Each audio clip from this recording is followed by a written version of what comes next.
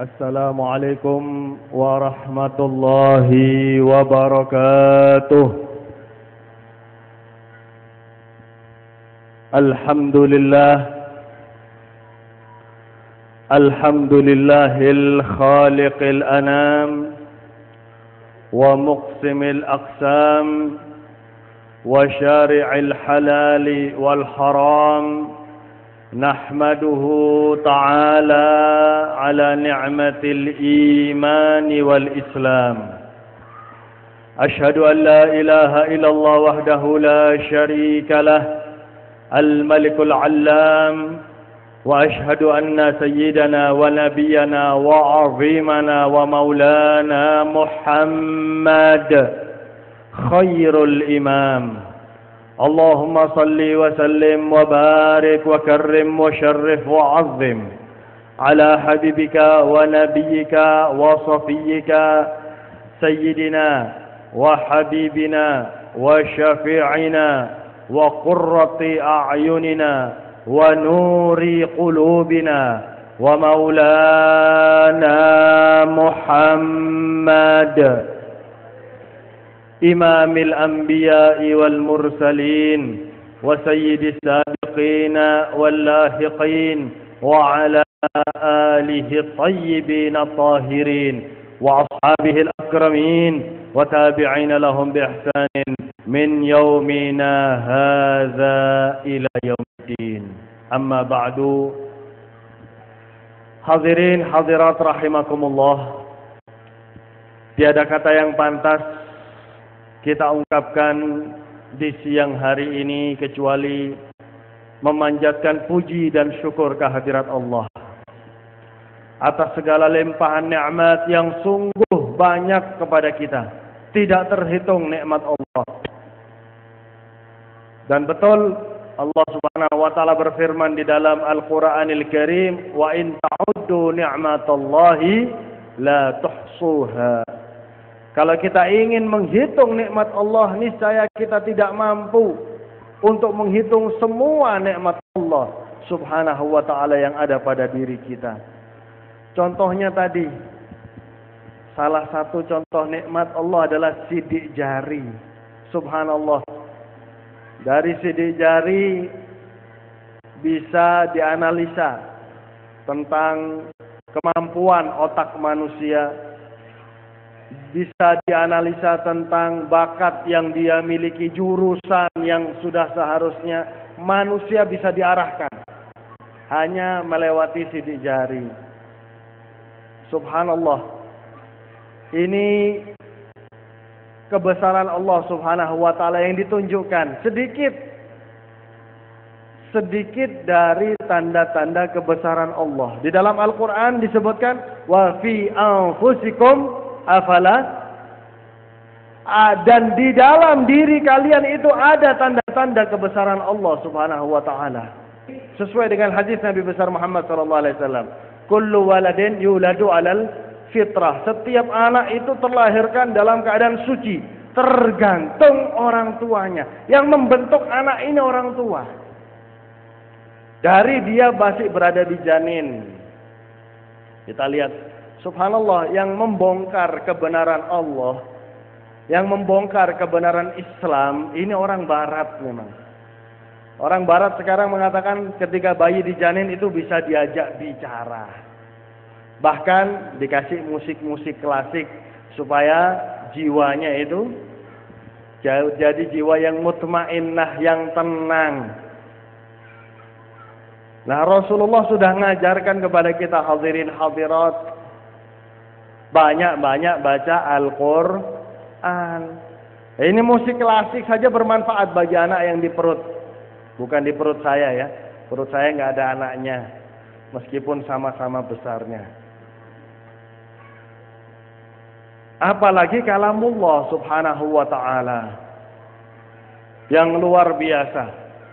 Dijaga oleh Allah. Ini sekedar info. Ada pendeta yang membakar Al-Quran di Amerika itu terbakar, mengalami kecelakaan tragis, mati seketika. Kalamullah ditantang.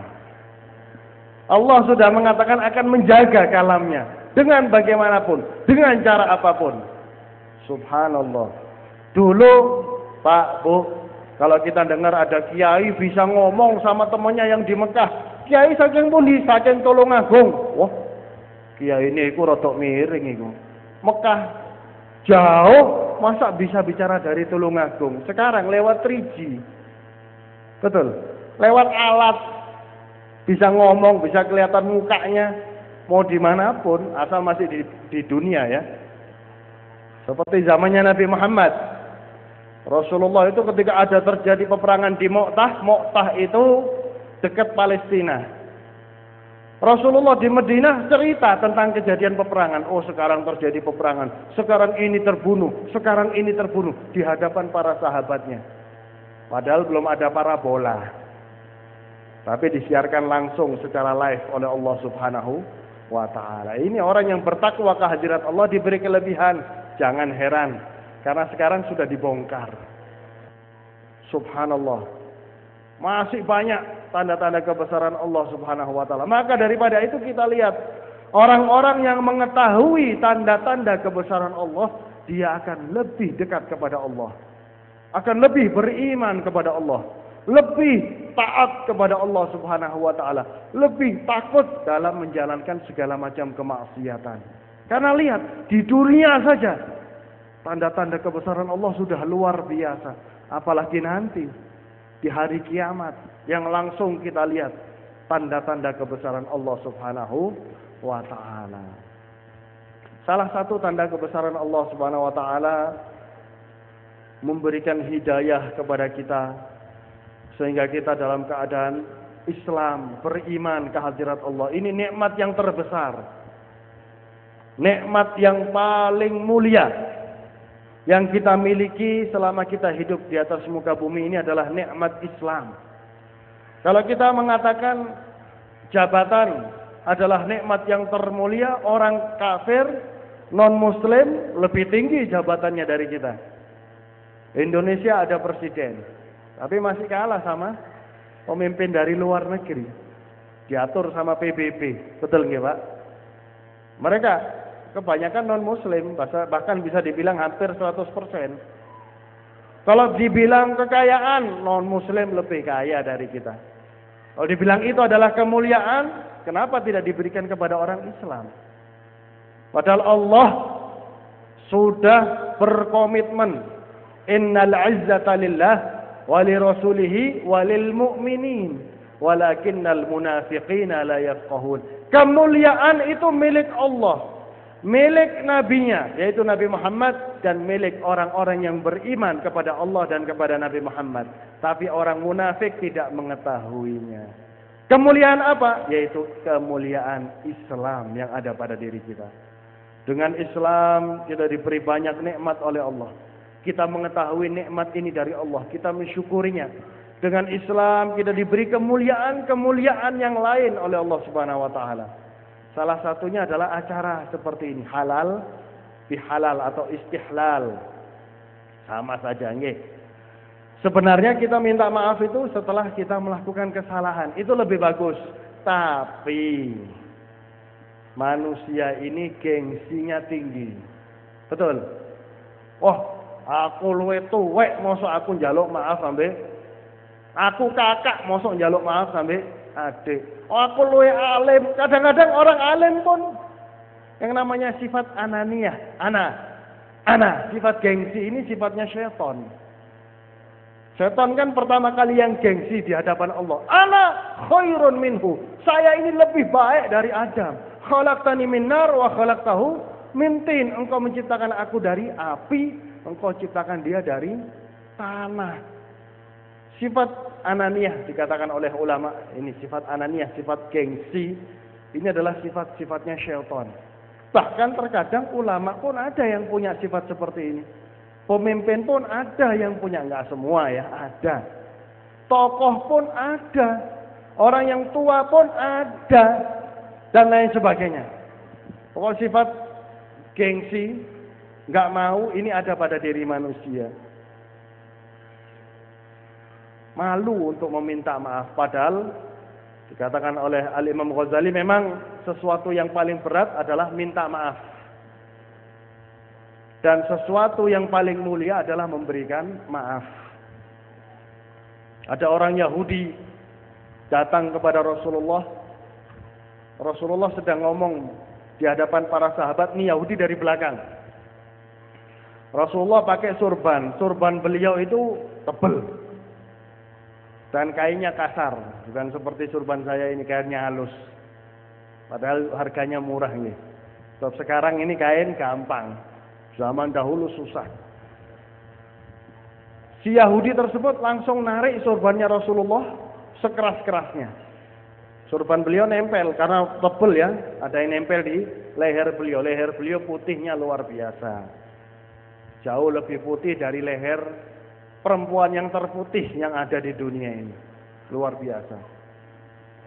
Rasulullah itu halus, kulitnya itu halus.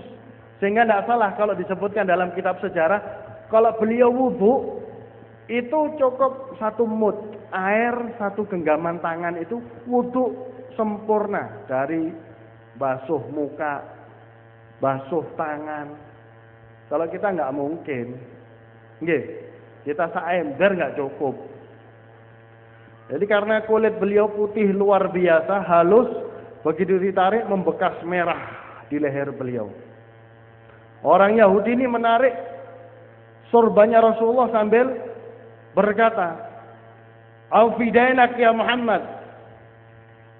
Bayar utangmu wahai Muhammad. Rasulullah memang punya hutang sama Yahudi. Jadi nggak apa-apa ya kalau kita muamalah berhubungan dagang sama Yahudi itu nggak apa-apa, nggak dilarang di dalam Islam. Kita memang doakan supaya orang-orang Yahudi yang jadi ada tanda kutipnya ya, tidak semua Yahudi. Yahudi yang ingin menghancurkan Islam supaya dihancurkan oleh Allah. Itu kita doakan. Nah, si Yahudi tadi padahal Rasulullah hutang sama beliau itu baru. Belum jatuh tempo. Tapi memang si Yahudi ini ingin mengetes. Dia sudah membuka kitab Taurat yang asli, mengetahui sifat-sifat Nabi besar Muhammad, ingin ngetes. Betul nggak sifatnya seperti ini? Sayyidina Umar bin Khattab yang sudah nggak sabar langsung buka pedangnya. Da'ni adrib unuqah ya Rasulullah. Biarkan saya untuk memenggal kepalanya Yahudi kurang ajar ini ya Rasulullah. Rasulullah bilang, jangan ya Umar. Ajarkan kepada saya cara membayar hutang yang baik. Ajarkan kepada dia untuk menagih hutang yang baik. Disuruh ajarkan syariat Islam. Yahudi tadi, Yahudi nangis ngelihat sikapnya Rasulullah. Kalau saya misalnya digitukan sama Yahudi, ada kesempatan, Beb, saya mau penggal Beb, jangan depan saya, enak mburi wae wis. Kesempatan ya, kadang-kadang. Tapi kalau kita mau ikut Rasulullah, Rasulullah itu ya'fu wa la yu'aqib. Rasulullah itu sifatnya memaafkan dan tidak pernah membalas. Ketika Fathul Mekkah, beliau berhasil menundukkan kota Mekkah. Ini kaum kafir Quraisy yang dulunya menghina Rasulullah, menginjak-injak Rasulullah, meludahi, melempari, bahkan di antara mereka yang ada yang ingin membunuh Rasulullah dulunya. Rasulullah tanya kepada mereka, "Ma dhannukum anni fa'ilun bikum?" Apa menurut kalian apa yang akan saya lakukan kepada kalian? Menurut kalian apa yang akan saya lakukan kepada kalian, kata Rasulullah. Padahal kalau di dalam syariat Islam tawanan itu tergantung imam, tergantung pemimpin, bisa dibebaskan, bisa diganti rugi, suruh bayar, bisa juga dibunuh. Tergantung Rasulullah. Orang kafir Quraisy mengatakan akhil karim wa nabiyul karim. Engkau adalah saudara kami yang mulia dan nabi yang mulia. Rasulullah mengatakan izhabu fa antumut tulaqa. Pergi kalian semuanya bebas, kata Rasulullah.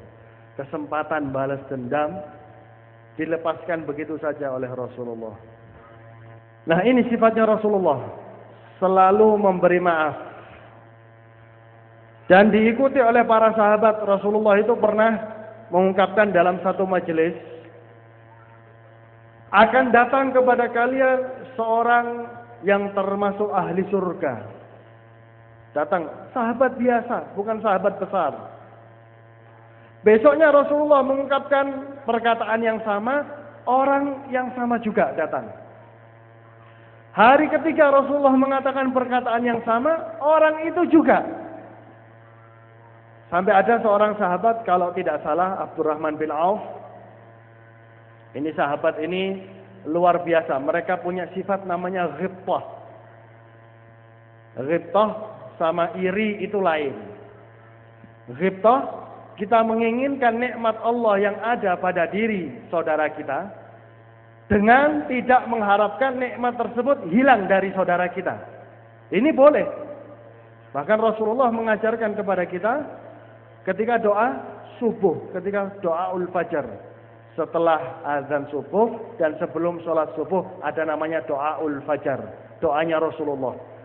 Di antara doanya tersebut Rasulullah mengatakan, ya Allah, kalau ada nikmat yang Engkau berikan kepada orang lain, saya juga mau ya Allah, dengan tanpa mengharapkan nikmat tersebut hilang dari saudaranya. Ini namanya ghibtah. Ini boleh. Kalau iri kan lain. Iri mengharapkan nikmat yang ada pada diri orang lain, tapi dengan pengharapan nikmat tersebut hilang dari orang tersebut. Ini namanya iri. Ini yang tidak boleh. Ini yang disifati oleh iblis. Iblis itu pernah ketemu sama Fir'aun. Ngetuk pintu rumahnya Fir'aun, pintu kamarnya. Fir'aun tanya, man, siapa? Iblis jawab, lau kunta rabbul alamin la ta'rifunani. Kalau kamu memang Tuhan sekalian alam, kan Fir'aun ngaku Tuhan. Kalau kamu memang Tuhan sekalian alam, kamu pasti tahu siapa saya, katanya iblis. Si Fir'aun langsung ngomong, udkhul ya aduwallah. Masuklah wahai musuh Allah. Dua musuhnya Allah bertemu. Fir'aun tanya sama iblis, ya iblis, man asyarru minna. Wahai iblis, siapa orang yang lebih buruk dari saya dan kamu? Saya ngaku Tuhan, kamu membangkang di hadapan Tuhan. Siapa yang lebih buruk? Iblis ngomong, al-hasid. Orang yang hasud. Orang yang iri dengki itu lebih buruk dari saya dan kamu, wahai Fir'aun. Karena memang beda sekali. Ghibtah menginginkan nikmat yang ada pada diri orang dengan tanpa mengharapkan nikmat tersebut hilang dari orang tadi. Tapi kalau hasud lain, mengharapkan nikmat dari diri yang ada pada diri seseorang dan mengharapkan nikmat tersebut hilang dari orang tadi. Itu yang nggak boleh. Nah, Abdurrahman bin Auf mendatangi sahabat tadi yang diberi kabar gembira oleh Rasulullah selama 3 hari berturut-turut bahwasanya beliau termasuk ahli surga. Wahai sahabat Rasulullah, tapi nggak terus terang beliau ini. Beliau bersandiwara, berpolitik. Saya ini ada masalah dengan istri saya. Bolehkah saya nginep di rumah kamu selama 1-2 hari? Oh boleh, silahkan nginep. Malam pertama Abdurrahman bin Auf bangun lebih awal, salat tahajud lebih banyak, membaca Al-Quran lebih banyak. Orang yang dapat kabar gembira tadi bangun sebelum subuh. Terus amal ibadahnya yang lain, salat duhanya Abdurrahman bin Auf lebih banyak.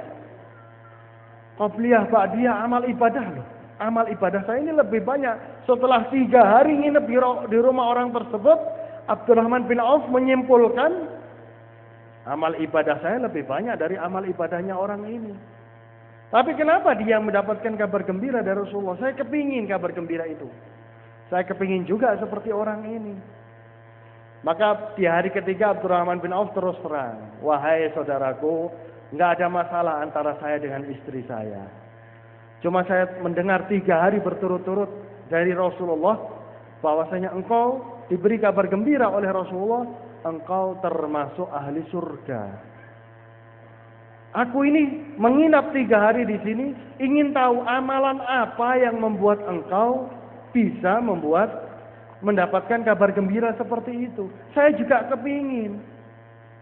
Sahabat tadi mengatakan seperti yang kau lihat wahai Abdurrahman, saya nggak punya, kamu amalnya luar biasa. Amal saya biasa-biasa saja. Cuma, kata beliau, mungkin ini, mungkin. Jadi sahabat itu, para wali juga begitu, para kaum salihin ya. Kalau ada amal yang lebih mereka bilang mungkin. Kalau kita, oh iya, kayak pasti gitu loh. Oh iya, amal saya yang ini nih. Sahabat tadi mengatakan mungkin amal saya yang ini. Setiap saya sebelum tidur, saya berdoa kepada Allah, ya Allah, ampunilah segala dosa saya, dosa orang yang saya cintai. Ya Allah, seandainya kalau di hari ini saya berbuat salah kepada orang, tolong tunjukkan saya berbuat salah kepada siapa, supaya saya bisa meminta maaf kepadanya. Dan kalau hari ini ada orang yang berbuat salah kepada saya maafkan ya Allah. Setiap malam. Jadi setiap malam, dalam setiap kesehariannya, selalu meminta maaf dan memaafkan orang lain. Ini kelebihan. Sehingga menjadi ahli surga. Karena memberi maaf itu sesuatu hal yang luar biasa. Ma yatasafahani muslimani illa tasaffaqa dzunubahuma, kata Rasulullah. Tidak bersalaman 2 orang muslim atau 2 orang muslimah, atau tidak saling meminta maaf 2 muslim dan 2 muslimah, kecuali jatuhlah, gugurlah dosa keduanya. Karena dosa antara kita dengan manusia itu tidak diampuni oleh Allah kecuali kita minta maaf kepada manusia tersebut. Dan Rasulullah SAW bertanya kepada sahabatnya, tahukah kalian siapa orang yang bangkrut? Oh, ini lari ke sedekah tadi gara-gara bangkrut ya. Sahabat berkata, orang bangkrut yang nggak punya harta, nggak punya duit ya Rasulullah. Bukan, orang yang bangkrut adalah orang di antara kalian, yaitu di antara orang Islam, yang kelak di hari kiamat akan datang menghadap Allah dengan pahala sebesar gunung. Seharusnya dengan pahala tersebut dia masuk surga. Karena itu sebagai mediasi. Yang menjadi sebab kita masuk surga adalah rahmat Allah. Tapi harus ada mediasinya. Mediasinya adalah pahala amal ibadah kita. Nah, kalau di hadapan Allah ada orang yang mengadu, ya Allah, saya pernah dirasani sama orang ini ya Allah. Maka diambil dari pahalanya diberikan kepada si pengadu. Datang orang kedua, ya Allah, saya pernah difitnah sama orang ini ya Allah. Diambil dari pahalanya diberikan kepada si pengadu. Saya pernah disakiti oleh orang ini, diambil. Saya pernah dipandang dengan pandangan merendahkan. Sebab kadang-kadang kita ini ada orang Islam yang memandang orang Islam yang lain dengan pandangan yang merendahkan. Dari sisi ekonomi, dari sisi ilmu, dari sisi ganteng apa enggak ganteng kadang-kadang. Padahal semuanya pemberian Allah. Apa yang disombongkan oleh manusia ini? Kemudian datang pengadu yang lain. Saya pernah diinjak kaki saya pernah begini. Diambil dari kebaikannya sampai habis. Ada yang ngadu lagi, kata Rasulullah. Saya pernah dirasani juga sama orang ini ya Allah. Dilihat kebaikannya nggak ada, dosanya si pengadu diambil oleh Allah, diberikan kepada orang tadi. Yang aslinya bawa pahala sebesar gunung, sekarang bawa dosa masuk neraka. Na'udzubillahi min dzalik. Seharusnya masuk surga tapi masuk neraka. Kenapa? Karena seumur hidup di dunia, dia pernah berbuat salah sama orang, tidak mau minta maaf. Gengsi. Atau paling sedikitnya malu. Malu mau minta maaf. Padahal rugi di hari kiamat. Maka alhamdulillah para ulama ini tahu. Para ulama Ahlus Sunnah wal Jamaah ini ngerti. Oh, orang ini punya sifat gengsi dan malu. Diadakanlah tradisi halal dihalal. Dan kenapa habis hari raya Idul Fitri? Kok enggak habis hari raya Idul Adha?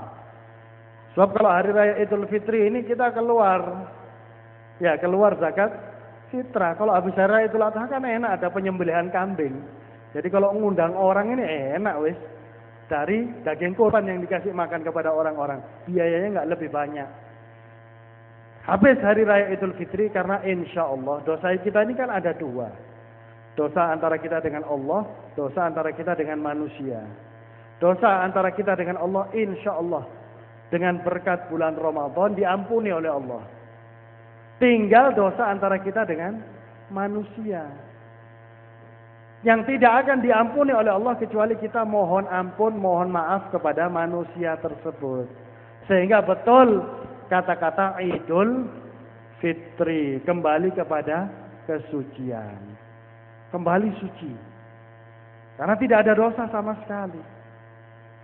Jalan orang yang diberi nikmat oleh Allah adalah jalannya para nabi, jalannya para siddiqin, orang yang dekat dengan Allah, yaitu para aulia Allah, para syuhada dan para solehin. Ini yang kita minta setiap sholat. Dan jalannya mereka termasuk acara ini. Istihlal, halal biha, halal bihalal. Saling meminta maaf, saling memohon maaf. Oleh karena itu lewat media ini saya juga mohon maaf kepada terutama kepada para wali santri Al-Azhar.